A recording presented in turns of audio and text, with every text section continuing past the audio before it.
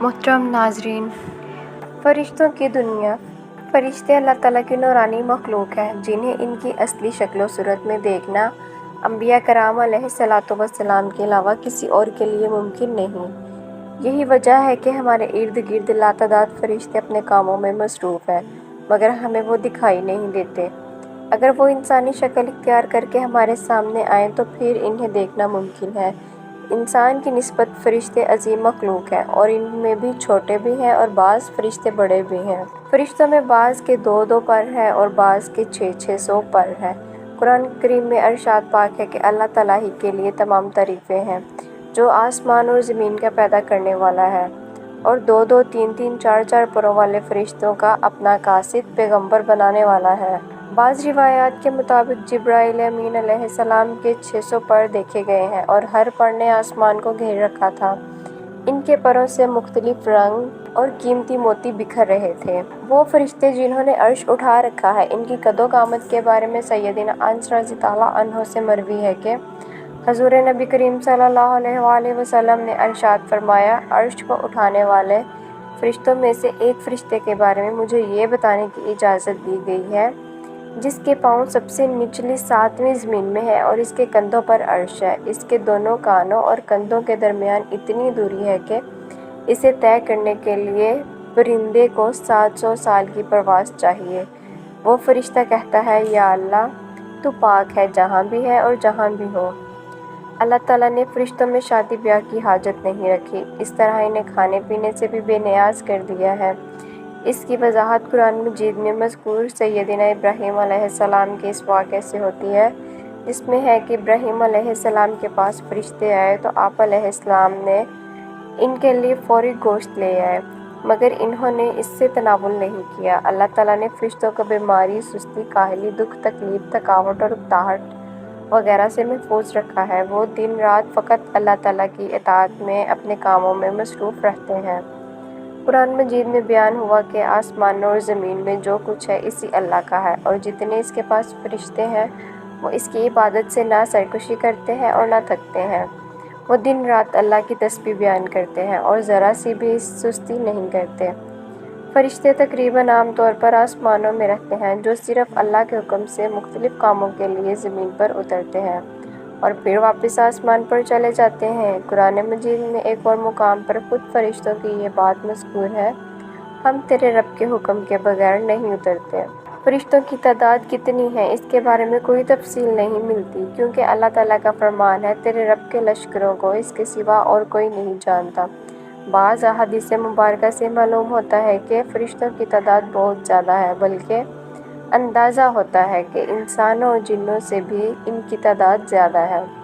سیدنا ابو ذر رضی اللہ عنہ سے مروی ہے کہ اللہ کے رسول صلی اللہ علیہ وآلہ وسلم نے فرمایا، آسمانوں میں کہیں 4 انگلیاں جگہ ایسی نہیں ہے جہاں کوئی نہ کوئی فرشتہ سجدہ ریز نہ ہو۔ سیدنا عبداللہ بن مسعود رضی اللہ عنہ سے مروی ہے کہ اللہ کے رسول صلی اللہ علیہ وآلہ وسلم نے فرمایا، قیامت کے روز جہنم کو اس حال میں لایا جائے گا کہ اس کی 70 لگامیں ہوں گی، اور ہر لگام کے ساتھ 70,000 فرشتے ہوں گے جو اسے کھینچ کر لا رہے ہوں گے۔ فرشتوں کی ایک اہم خاصیت یہ بھی ہے کہ وہ اللہ تعالیٰ کے حکم سے اپنی شکل و صورت کے علاوہ کوئی اور صورت بھی اختیار کر سکتے ہیں۔ یہ صورت کسی انسان کی بھی ہو سکتی ہے جسے دیکھنے والے پہچان لیں۔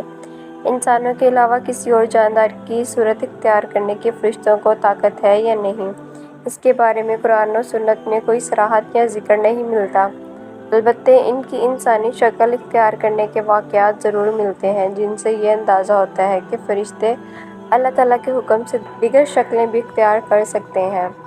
سیدنا ابراہیم علیہ السلام کے پاس فرشتے انسانی شکل میں آئے اور ابراہیم علیہ السلام نے ان فرشتوں کو پہچان نہ پائے۔ پھر فرشتوں کے بتانے پر آپ علیہ السلام کو معلوم ہوا کہ یہ انسان نہیں ہیں بلکہ فرشتے ہیں۔ سیدہ مریم علیہ السلام کے پاس جبرائیل امین علیہ السلام انسانی شکل میں تشریف لائے تھے، اور جبرائیل امین علیہ السلام سوائے 2 مرتبہ کے ہر مرتبہ نبی کریم صلی اللہ علیہ وآلہ وسلم کے پاس انسانی شکل میں تشریف لائے۔ اللہ تعالیٰ نے فرشتوں کو انسانوں اور جنوں سے کئی گنا زیادہ قوت و طاقت عطا کر رکھی ہے۔ حضور نبی صلی اللہ علیہ وآلہ وسلم نے جب طائف کے مقام پر وہاں کے لوگوں کو اسلام کی دعوت پیش کی تو آپ صلی اللہ علیہ وآلہ وسلم پر وہاں کے لوگوں نے ظلم و جبر کی انتہا کر دی۔ حضور نبی صلی اللہ علیہ وآلہ وسلم کو لہو لہان کر دیا۔ تو اس مقام پر سیدنا جبرائیل امین علیہ السلام تشریف لائے۔ انہوں نے آواز دی اور کہا کہ اللہ تعالیٰ حضور نبی کریم صلی اللہ علیہ وآلہ وسلم کے بارے میں آپ کی قوم کی باتیں سن چکا ہے۔ جو انہوں نے آپ کے خلاف اقدام کیا وہ بھی دیکھ چکا ہے۔ آپ کے پاس اللہ تعالیٰ نے پہاڑوں کا فرشتہ بھیجا۔ آپ ان لوگوں کے بارے میں جو چاہیں اس فرشتے کو حکم دیں۔